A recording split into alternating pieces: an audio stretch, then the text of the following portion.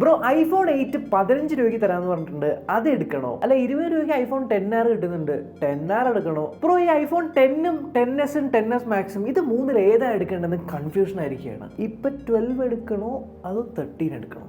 Bro iPhone 11 2022 വെർത്താണോ? ഇത്തരത്തിൽ ഒരുപാട് ചോദ്യങ്ങൾ നമ്മുടെ മനസ്സിൽ ഐഫോണിനെ ബന്ധപ്പെട്ടിട്ടുണ്ട്. ഇന്നത്തെ വീഡിയോയിലൂടെ അത് ടോട്ടലി നമ്മൾ ക്ലിയർ ചെയ്യും. ബ്രോ ഐഫോൺ 7 അല്ലെങ്കിൽ ഐഫോൺ 7+ എനിക്ക് നല്ല വില കുറച്ച് കിട്ടുന്നുണ്ട്, എടുത്തോട്ടെ എന്ന് ചോദിക്കുന്നവരോട് എനിക്ക് ഒരു കാര്യം പറയാനുള്ളൂ, ആ കാശിന് നല്ല ആൻഡ്രോയിഡ് ഫോൺ കിട്ടും, അത് എടുക്കുക, അല്ലാണ്ട് അതൊക്കെ പോയി എടുക്കണ്ട. മിനിമം നമുക്ക് എടുക്കാൻ പറ്റുന്ന ഐഫോൺ 8 ആണ്, കാരണം ഐഫോൺ 8 തൊട്ടാണ് iOS 16 അപ്ഡേറ്റ് ലഭിക്കുന്നത്.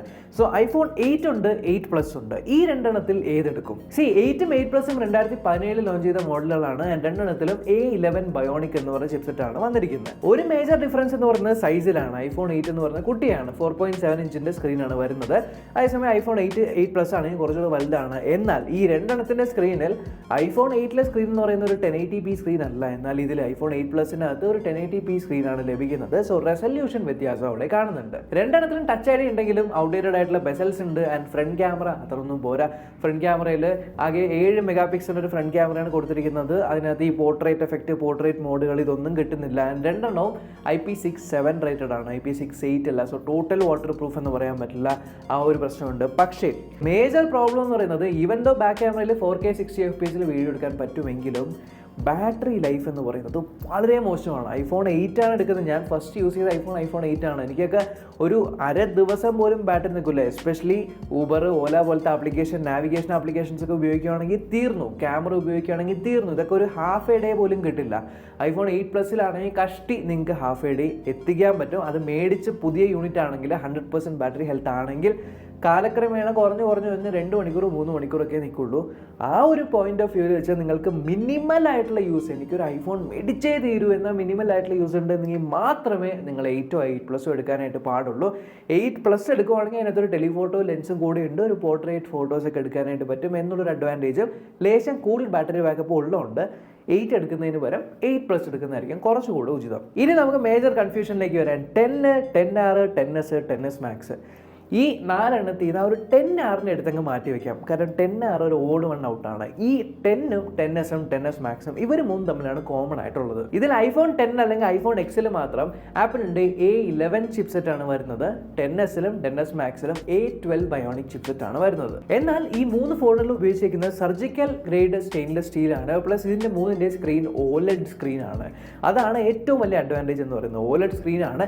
ആകെ 10s Maxൽ മാത്രം സ്ക്രീൻ സൈസ് ലേശം വലുതാണ് ബാക്കി രണ്ടെണ്ണം വെച്ച് കമ്പയർ ചെയ്യുമ്പോൾ. എന്നാൽ IP റേറ്റിംഗിന്റെ കാര്യം വരുമ്പോൾ ഐഫോൺ 10ൽ IP67 റേറ്റിംഗ് മാത്രമേ ഉള്ളൂ. എന്നാൽ ഐഫോൺ 10sലും 10s Maxലും IP68 റേറ്റിംഗ് ആണ് വരുന്നത്. കുറച്ചുകൂടി കൂടുതൽ വാട്ടർ റെസിസ്റ്റന്റ് ആണ്. ഈവൻ ദോ ഈ 3 ഫോണുകളിലും ഒരേ ഒരു ക്യാമറ സെറ്റപ്പ് ആണെങ്കിലും നിങ്ങൾക്ക് ഐഫോൺ 10ൽ ബൊക്കെ കൺട്രോൾ ചെയ്യാനായിട്ട്, അത് ബാക്ക്ഗ്രൗണ്ട് ബ്ലർ കൺട്രോൾ ചെയ്യാനായിട്ട് പറ്റുന്നില്ല, ആ ഒരു ഡെപ്ത് കൺട്രോൾ ചെയ്യാൻ. എന്നാൽ 10sലും 10s Maxലും ആ ഒരു കൺട്രോളിംഗ് ലഭിക്കുന്നുണ്ട്. കൺട്രോളിങ്ങിന്റെ കാര്യത്തിൽ മാത്രമല്ല, HDRന്റെ കാര്യം നോക്കുകയാണെങ്കിലും ഐഫോൺ 10ൽ നിങ്ങൾക്ക് ഓട്ടോ HDR ആണ്, പണ്ട് യൂസ് ചെയ്യുന്ന ഓട്ടോ HDR ആണ് വന്നിരിക്കുന്നത്. 10sലും 10s Maxലും സ്മാർട്ട് HDR എന്ന് പറഞ്ഞ ഓപ്ഷൻ വരുന്നുണ്ട്. പ്ലസ് സ്റ്റീരിയോ റെക്കോർഡിംഗ് ലഭിക്കുന്നുണ്ട്. ഏതിന്? 10sഉം 10s Maxലും. പക്ഷേ ഏറ്റവും കൂടുതൽ നമ്മൾ ബാധിക്കാൻ പോകുന്നത് ഈ 3 ഫോണുകളിലുള്ള LTE മോഡം.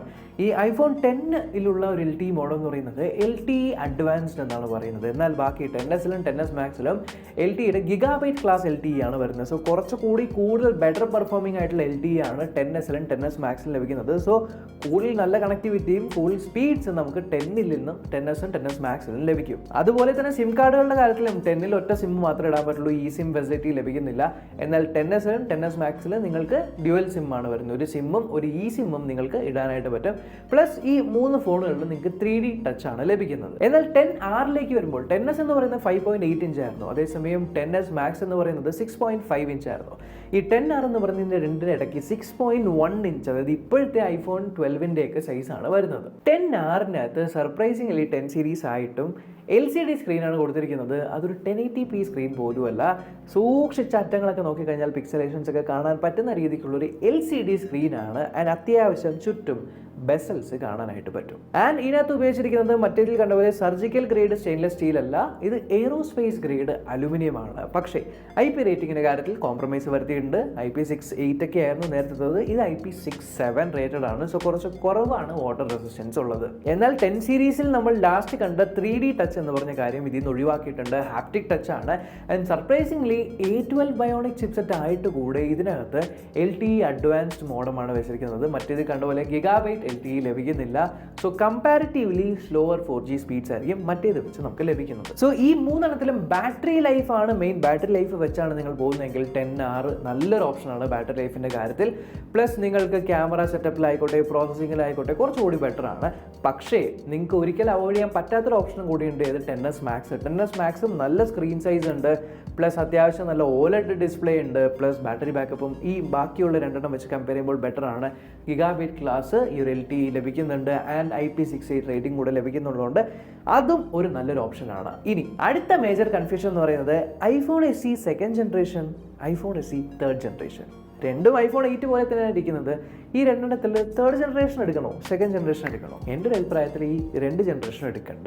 പ്രത്യേകിച്ച് 2022 ഇന്നത്തെ കാലത്തെ ഉപയോഗത്തിന്, അതും 4G നമ്മൾ ഫുൾ ടൈം നെറ്റൊക്കെ ഓണാക്കി ഉപയോഗിക്കും, നാവിഗേഷനൊക്കെ ഉപയോഗിക്കുന്നുണ്ട്. SE2 ആയിക്കോട്ടെ SE3 ആയിക്കോട്ടെ ഒരു സെക്കൻഡറി ഫോണായിട്ട് ഉപയോഗിക്കുക, അല്ലാണ്ട് പ്രൈമറി ഫോണായിട്ട് നോ. ബട്ട് കമ്പാരിറ്റീവ്ലി SE2ൽ A13 ബയോണിക് ആണ്, എന്നാൽ SE3ൽ A15 ആണ്. സോ A13 എന്ന് പറയുന്ന ഒരു 4G ഡിവൈസ് ആണ്, അതേസമയം A15 എന്ന് പറയുന്ന ഒരു 5G ഫോണാണ്.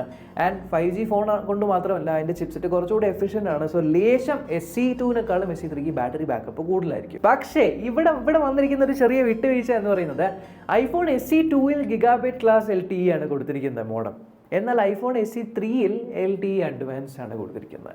ആ ഒരു ചെറിയൊരു ഡിഫറൻസ് ഉണ്ട്. അല്ലാത്ത പക്ഷം ബാക്കിയുള്ള കാര്യങ്ങളെല്ലാം iPhone 8 സെയിം ആണ്. സ്ക്രീൻ സൈസ് ആയിക്കോട്ടെ IP67 റേറ്റഡ് ആണ്.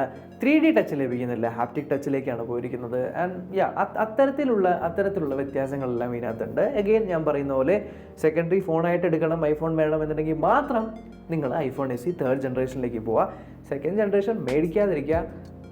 iPhone 8 ഞാൻ ആദ്യമേ പറഞ്ഞു കഴിഞ്ഞു. ഇനി coming to the final major confusion, iPhone 11 versus iPhone 12 versus iPhone 13 ഏതെടുക്കും 2022? ഒബ്വിയസ്ലി നിങ്ങളുടെ കയ്യിൽ അത്രയും കാശുണ്ടെങ്കിൽ ഡെഫിനറ്റ്ലി iPhone 13 എടുക്കേണ്ട ആവശ്യമുള്ളൂ, കാരണം ബാക്കി രണ്ടും ഔട്ട്ഡേറ്റഡ് ആണ്. പക്ഷേ iPhone 11ഉം iPhone 12ഉം ഈ രണ്ടെണ്ണം വെച്ച് കമ്പയർ ചെയ്യുമ്പോൾ ചില ആൾക്കാരുടെ അടുത്ത് ഒരു ലേശം ഒരു 2000, 3000, 4000 രൂപ അല്ലെങ്കിൽ 5000 രൂപ കൂട്ടി നമ്മൾ ഒരു 64 GB iPhone 12 എടുക്കണോ അത് 128 GB 11 എടുക്കണോ എന്നുള്ള കൺഫ്യൂഷൻ ഉള്ളവർക്ക് 11ഉം 12ഉം 13ഉം തമ്മിൽ ഏറ്റവും ആദ്യത്തെ വ്യത്യാസം എന്നത് സ്ക്രീനാണ്. 12ഉം 13ഉം OLED സ്ക്രീനുകളാണ് 6.1 ഇഞ്ചിൻ്റെ, എന്നാൽ 11 എന്ന് പറയുന്നത് ഒരു LCD സ്ക്രീനാണ്.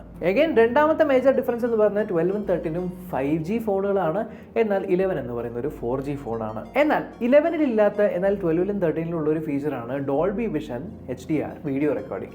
സോ ഡോൾബി വിഷൻ 12ൽ 30 FPS വരെയാണ് എടുക്കാൻ പറ്റുന്നത്, എന്നാൽ 13ൽ നിങ്ങൾക്ക് 60 FPS വരെ എടുക്കാൻ പറ്റും. അതുപോലെ ഇനി 11ൽ ഇല്ലാത്ത 12ൽ ഇല്ലാത്ത എന്നാൽ 13ലുള്ളൊരു ഫീച്ചറാണ് സിനിമാറ്റിക് മോഡ്, അഥവാ ബാക്ക്ഗ്രൗണ്ട് ഒക്കെ ബ്ലർ ആയിട്ടുള്ള രീതിയിൽ വീഡിയോസ് എടുക്കുന്ന ഒരു മോഡ് 13ൽ മാത്രമാണ് ലഭിക്കുന്നത്. എഗെയിൻ ഈ ഒരു ഡിഫറൻസ് വരാനുള്ള പ്രധാന കാരണം എന്ന് പറയുന്നത് ചിപ്സെറ്റ് ആണ്. iPhone 11ൽ A13 ബയോണിക് ആണ്, iPhone 12ൽ A14 ബയോണിക് ആണ്, iPhone 13ൽ A15 ബയോണിക് ആണ്. കുറച്ചുകൂടി ബാറ്ററി എഫിഷ്യൻ്റ് ആയിട്ടുള്ള പ്രോസറാണ്.